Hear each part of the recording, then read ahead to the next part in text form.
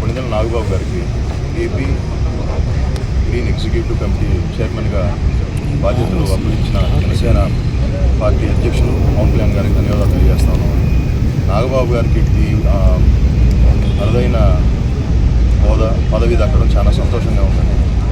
పవన్ కళ్యాణ్ మా చీఫ్ పవన్ కళ్యాణ్ ఏ విధంగా అయితే పంచాయతీరాజ్ శాఖని భారతదేశంలో నంబర్ 1 స్థానానికి తీసుకువచ్చారో ఆయన స్ఫూర్తితో నాగబాబు గారు కూడా సార్కి ఇచ్చిన ఈ ఎగ్జిక్యూటివ్ కమిటీ చైర్మన్ పదవి పని తెస్తారని చెప్పి ఆకాంక్షిస్తున్నామని చాయ్ జనసేన కార్యక్రమంలో భాగంగా ఇవాళ సంబరాలు జరుపుకోవడం చాలా సంతోషంగా ఉందండి.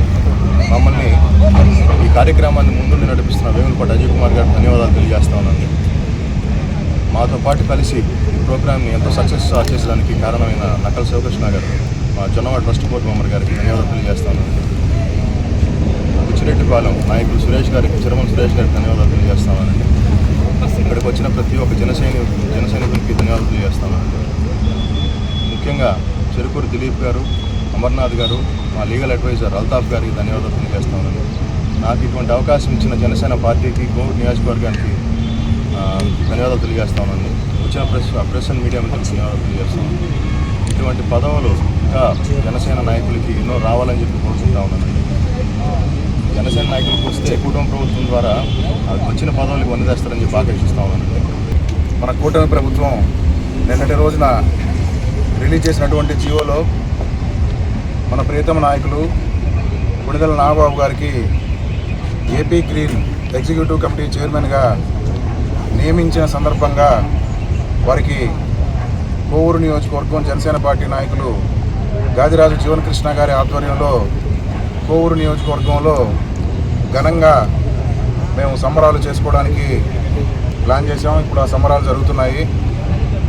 ఈ వేడుకలన్నీ కూడా జీవన్కృష్ణ గారి ఆధ్వర్యంలో చేసుకోవడం జరుగుతుంది.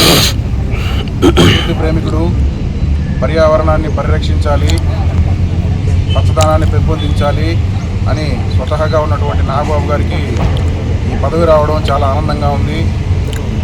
ఈ పదవికి ఆయన వన్నె తెస్తాడని, ఎలాగైతే మన డిప్యూటీ సీఎం పవన్ కళ్యాణ్ గారు ఆయన నిర్వహించే శాఖలలో ఏ విధంగా అయితే నెంబర్ 1 స్థానానికి చేరుకున్నారో నాగబాబు గారు కూడా భవిష్యత్తులో ఆయన కేటాయించిన పదవిని మరింత వన్నె తేవాలని కోరుకుంటూ ఈ కార్యక్రమాన్ని ఇక్కడ ఇంత అద్భుతంగా నిర్వహించినటువంటి మా జీవన్కృష్ణ గారికి ప్రత్యేకంగా ధన్యవాదాలు తెలుపుకుంటూ ఆయన